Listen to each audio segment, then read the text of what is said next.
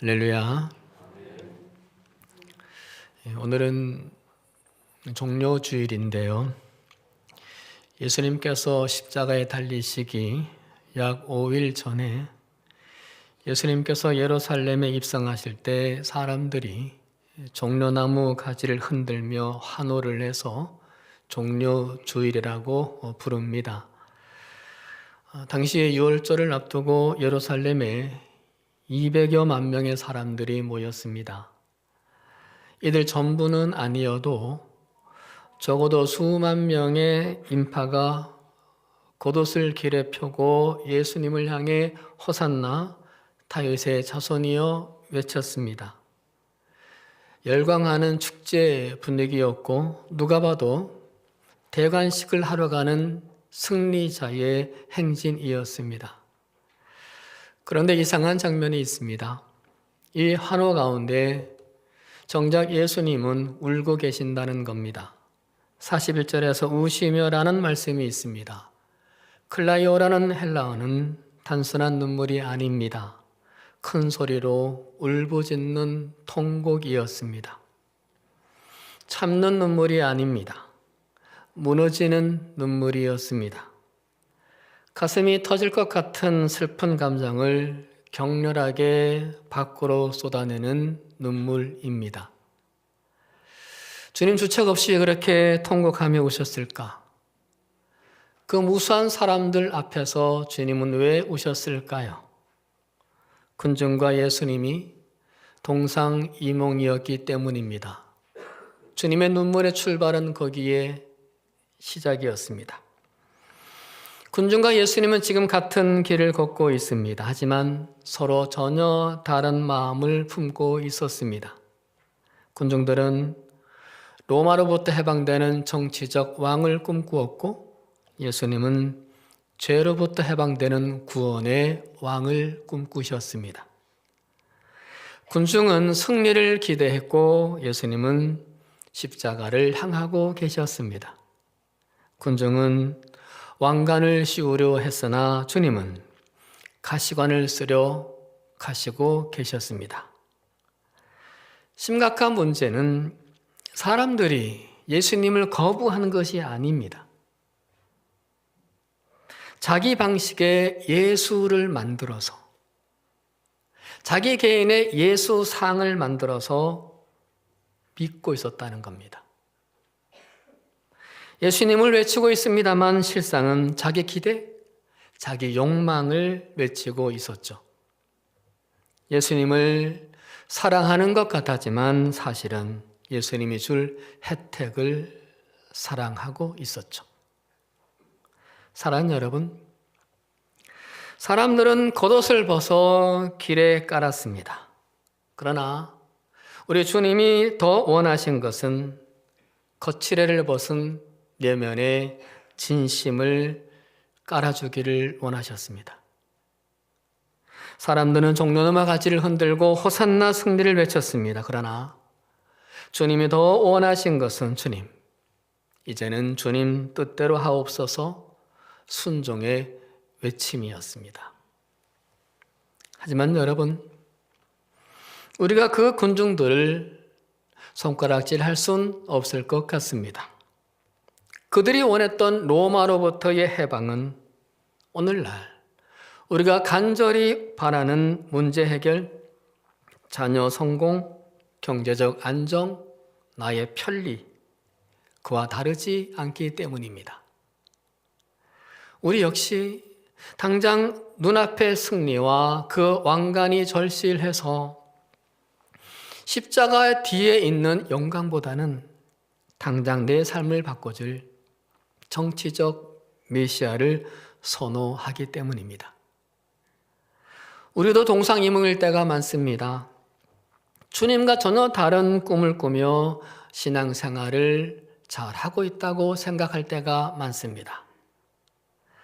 그런데 이것은 우리 인간들 모두의 솔직하고도 아픈 연약함입니다. 우리가 잘못해서 아닙니다. 우리가 죄가 많아서 아닙니다.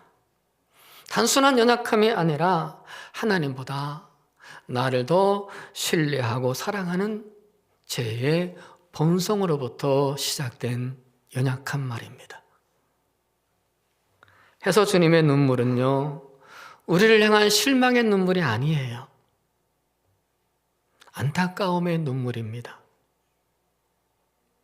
그럴 수밖에 없는 우리의 처지를 아시는 안타까운 눈물 말입니다.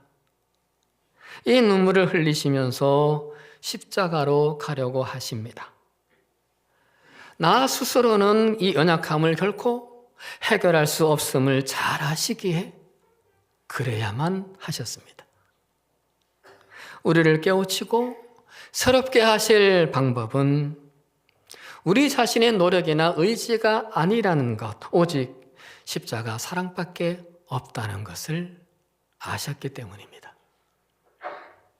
사랑하는 여러분, 오늘이 지나고 내일부터 고난주간을 보내면서 나의 연약함을 주님의 눈물에 담아 씻어낼 수 있기를 바랍니다. 십자가 사랑에 담아 좀 더 나를 새롭게 할 수 있기를 바랍니다. 주님의 눈물 앞에서 이제 더 이상 변명하지 말고 동상이몽을 깨야 합니다.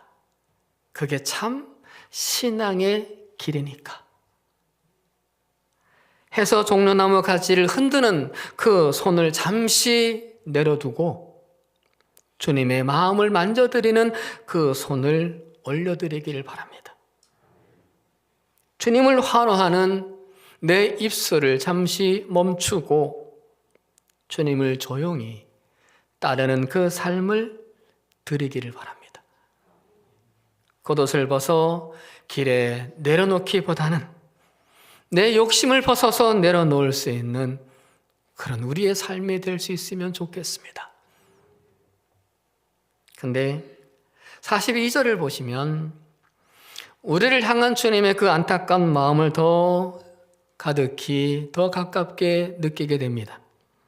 이르시되 너도 오늘 평화에 관한 일을 알았더라면 좋을 뻔하였거니와 지금 내 눈에 숨겨졌도다, 이렇게 말씀을 하십니다. 우선 이 말씀에서 예수님께서 누구 때문에 크게 오신 것인지를 알 수 있습니다. 바로 너 때문입니다. 예루살렘 사람들 때문이죠. 예수님 자신 때문이 아니었습니다. 너 때문에, 너희들 때문에. 그리고 평화는 무엇인가요? 환경의 안정이 아닙니다. 삶의 형통만도 아닙니다. 예수 그리스도 자신입니다. 에베소서 2장 14절에서 예수는 우리의 화평이신지라 말씀하셨습니다. 그러니까 너도 오늘 평화에 관한 일을 알았더라면 좋을 뻔하였거니와 이 주님의 말씀은 정죄가 아니라 안타까운 호소인 거예요. 책망이 아니라 눈물의 호소인 겁니다. 왜 나를 못 보는 거니? 왜 진짜 나를 모르는 거니? 왜 나의 마음을 모르는 거니? 왜 놓치니? 말입니다. 기다림과 사랑이 담겨 있습니다. 그런데 왜 놓쳤습니까? 42절에 지금 내 눈에 숨겨졌도다 말씀합니다. 주님이 없어서 놓친 거 아니었습니다. 멀리 계셔서도 아니었습니다. 지금 눈앞에 계셨는데도 눈이 가려져서 보지 못했다고 말씀하십니다. 성전도 있었고 말씀도 들었고 메시아를 기다렸습니다만 눈이 가려져서 보지 못했습니다. 왜 눈이 가려졌나요? 메시아는 이래야 한다는 자기 생각이 강해서입니다. 세상 기대와 욕심에 붙잡혀서입니다. 마음이 완악해져서입니다. 내 신념이 말씀보다 앞서거나 내 경험이 말씀보다 앞섰기 때문입니다. 이 장면 낯설지 않습니다. 우리도 교회도 있습니다. 말씀도 듣습니다. 예배도 드립니다. 우리도 주님을 그 당시 그 사람들만큼 기다립니다. 그런데도 우리도 주님을 놓칠 때가 있습니다. 예배는 드리지만 주님을 만나지 못하고, 말씀은 듣지만 마음은 닫혀 있고, 신앙은 있지만 십자가 주님이 없는 상태가 될 때가 있습니다. 무엇이 문제입니까? 우리도 눈이 가려진 겁니다. 내 욕심이 가리고, 내 편리가 가리고, 내 완고함이 가리고, 내 영안은 그래저래 세상을 살면서 가려진 겁니다. 해서 주님이 우십니다. 너도 오늘 알았더라면. 여전히 기다리시는 눈물, 포기하지 않으시는 사랑입니다. 눈이 열려야 하겠죠. 어떻게 해야 할까요? 복잡하지 않습니다.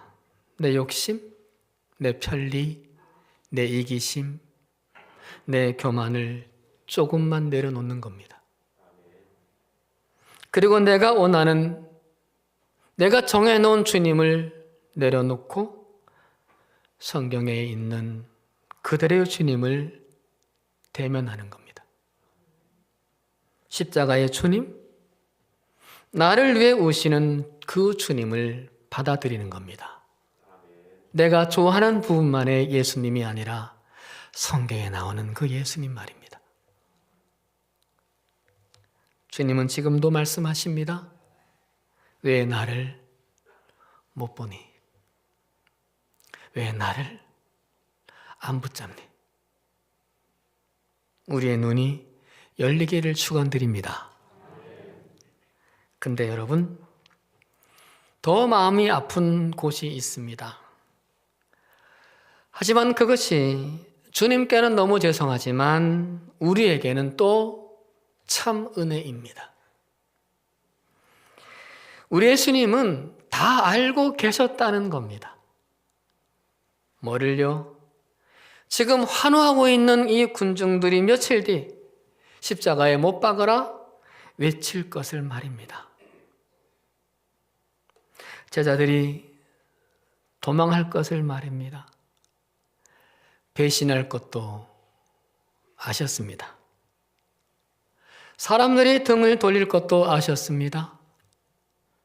그들이 원하는 것을 주지 못할 때 그들이 순식간에 등을 돌릴 것을 다 아셨습니다. 결국 혼자 남으실 것 알고 계셨습니다. 그럼에도 불구하고 주님은 멈추지 않으십니다. 눈물 흘리시면서도 십자가로 향하셨습니다. 발걸음을 멈추지 않으시고 끝까지 십자가로 가십니다.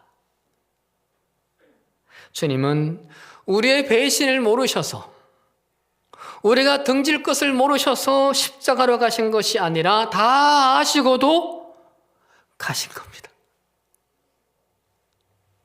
왜입니까? 우리가 필요해서 아니, 우리가 잘해서 아니, 우리가 잘나서 아니, 그저 우리를 포기하지 않으시려고요. 잘났으나 몰랐으나 잘하다 못하나 우리는 당신의 자녀이니까, 당신이 우리를 택하셨으니까 포기할 수 없으셔서, 그래서 다 알고도 사랑하시는 사랑, 배신을 아시면서도 붙드시는 사랑, 그 사랑이었던 겁니다. 이 말씀은 과거 이야기가 아닙니다.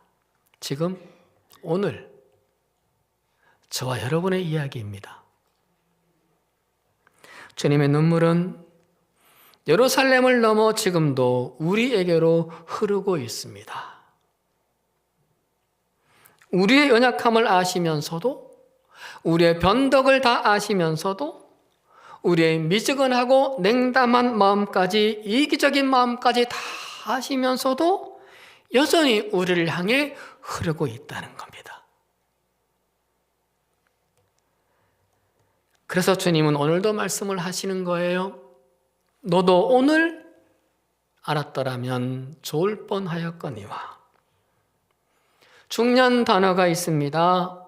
오늘입니다. 오늘. 아직 끝난 게 아닙니다. 아직 늦지 않았습니다. 지금이라도 눈이 열릴 수 있습니다. 지금이라도 정확한 주님을 볼 수 있습니다. 지금이라도 주님을 붙들 수 있다는 겁니다. 그런데 하나님은 언젠가를 말씀하시는 건 아닙니다. 내일로 미루시는 거 아니십니다. 오늘을 부르십니다. 지금을 부르십니다. 그러므로 이제 선택하셔야 합니다. 군중으로 남을 것인가? 제자로 살아볼 것인가? 환호로 끝낼 것인가?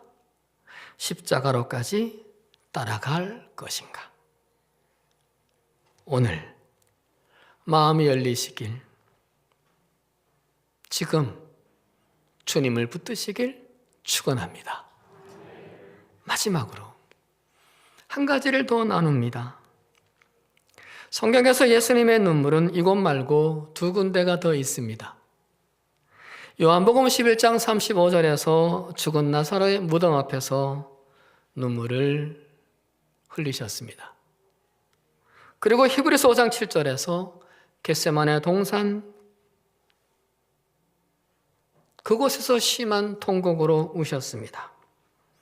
본문을 포함해서 공식적인 기록으로는 3번 우셨습니다만 미루어 짐작한데 예수님의 공생에는 눈물 범벅이셨습니다. 불쌍한 무리들을 보시면서, 답답한 종교 지도자들을 보시면서, 아픈 자들을 보시면서, 기도하시면서 무력해서 우신 거 아닙니다. 무능력해서 우신 거 아닙니다. 주님은 전능하신 분이십니다.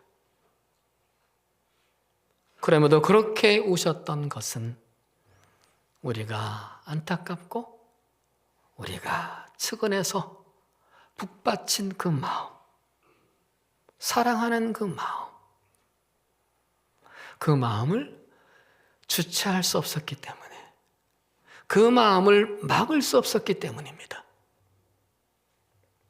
그런데 여러분, 바로 그 눈물이 주님이 십자가를 지시는 동력이었다는 겁니다. 눈물로 빚은 사랑의 통증을 그 가슴에 가득 채우셨기에 인간들의 조롱과 채찍 속에서도 저들을 사하여 주옵소서 기도할 수 있었습니다. 영성가 헨리 나원의 아버지의 눈물이란 글에서 이렇게 말합니다. 탕자 비유의 아버지는 많이 아팠다. 그는 실망, 반발, 욕구 불만이 가득 찬 얼굴로 떠나가는 작은 아들을 보았다. 또한 화가 잔뜩 나서 자기를 사랑하지도 존경하지도 않는 큰 아들도 보았다. 그의 생의 대부분이 기다림으로 채워진다. 아버지는 많이 울었다. 그로 인하여 텅 빈 몸이 되었다. 하지만 바로 그 비어있음이 때가 되어 돌아오는 아들들을 환영하는 장소가 되었다. 그렇습니다. 아버지가 울며 비어있게 만든 그 마음의 공간이 바로 아들이 돌아갈 유일한 안식처가 되었습니다. 아버지의 눈물이 그 아들들을 용서하고 환대할 수 있게 해 주었습니다. 눈물이 힘이었습니다. 아버지에게도 아들들에게도. 주님의 눈물도 마찬가지였습니다. 주님이 흘리신 눈물은 나약함의 증거가 아닙니다. 그것은 우리들을 포기하지 않겠다는 선언이자 다짐이었습니다. 십자가를 피하고 싶은 눈물이 아니라, 십자가가 두려워 흘리는 눈물이 아니라, 십자가를 기어이 지게 만드는 사랑의 엔진이었습니다. 해서 울면서 씨를 뿌리는 자처럼 눈물을 흘리며 십자가라는 죽음의 밭으로, 십자가라는 골고다의 밭으로 가셨습니다. 왜냐하면 그 눈물 뒤에 맺힐 우리의 영원한 생명, 우리의 참 구원의 열매를 보셨기 때문입니다. 사랑하는 여러분, 우리에게도 이 주님의 눈물이 있어야 합니다. 주님만이 흘리는 눈물이 되어서는 안 됩니다. 주님께서 눈물이 동력이 되어 십자가를 지셨으니 우리의 눈물도 주님을 따르는 동력이 될 것이기 때문입니다. 주님처럼 세상을 보고 울고, 전쟁의 소리를 듣고 울고, 우는 자의 모습을 보고 울고, 아파하는 자를 보고 울고, 청년들을 보고 울고, 교회를 보고 울고, 영혼을 보며 울고, 죄를 보고 울 수 있어야 합니다.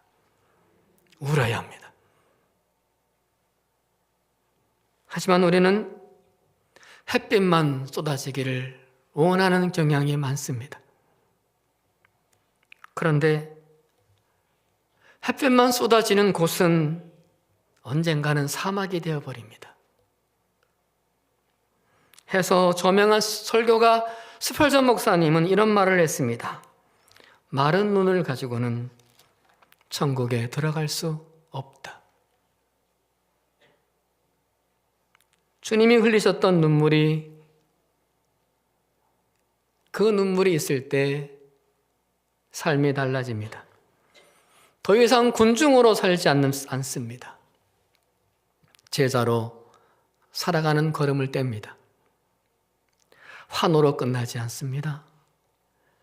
십자가를 지고 십자가 따라가 보려고 합니다. 자기 욕심을 붙드는 사람이 아니라 주님의 마음을 붙들고 사는 사람이 되어갑니다. 바울이 그랬습니다. 그는 예수님을 만나기 전에는 눈물 하나 없는 사람이었습니다.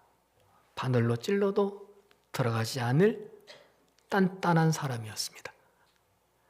허나 예수를 만나고 나서 그 강직한 사람인 그가 눈물이 마를 날이 없었습니다.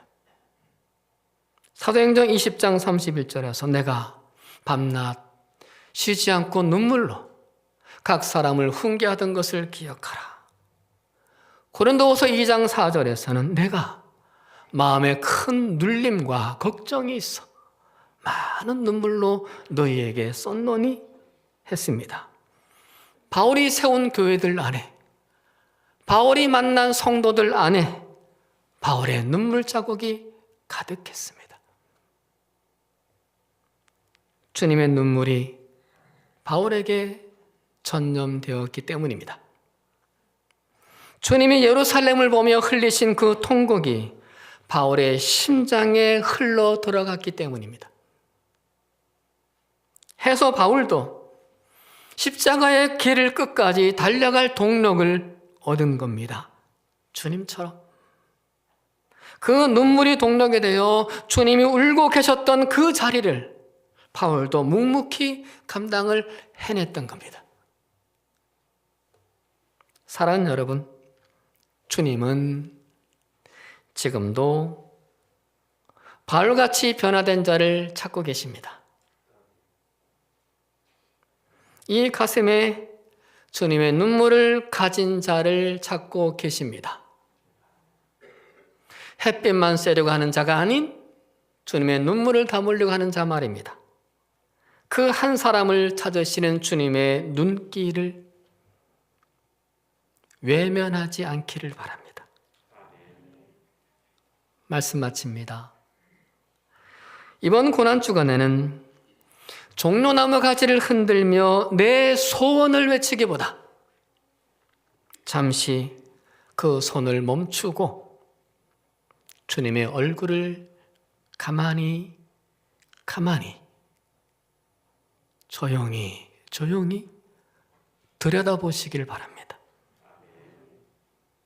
주님의 눈에 맺혀 있는 그 눈물이 나 때문임을 깨달아지게 되는 순간 우리는 군중에서 제자로 거듭날 겁니다. 그 눈물 자국을 따라 십자가를 지나 부활까지 이르는 이번 한 주가 되기를 주님의 이름으로 축원합니다. 기도하십니다. 하나님, 오늘은 고난주간을 앞두고 주님의 눈물을 보았습니다. 우리는 주님을 따른다 하면서도 우리 뜻을 붙들고 사는 때가 많았습니다. 주님, 용서해 주시옵소서. 우리의 연약함을 아시오니 너그러이 용서하시리라 믿습니다. 이 시간 우리의 눈을 그리고 열어주셔서 주님을 바로 보게 하시고 주님을 놓치지 않게 해주시옵소서. 이제는 군중이 아니라 제자로 살기를 결단해 봅니다. 환호가 아니라 순종으로, 입술의 말이 아니라 삶으로 주님을 따르게 해주시옵소서.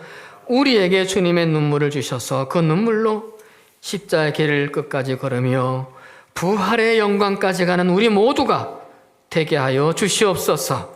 예수 그리스도의 이름으로 기도드리옵나이다. 아멘.